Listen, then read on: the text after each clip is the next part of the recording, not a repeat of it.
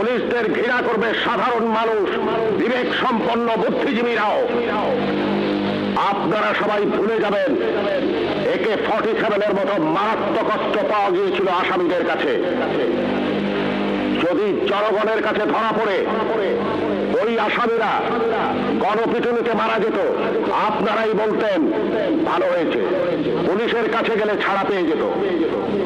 একটা কথা মনে রাখবেন, পুলিশ কখনো আসামি ছাড়ে না। আসামি ছাড়ার অধিকার শুধুমাত্র বিচার বিভাগের।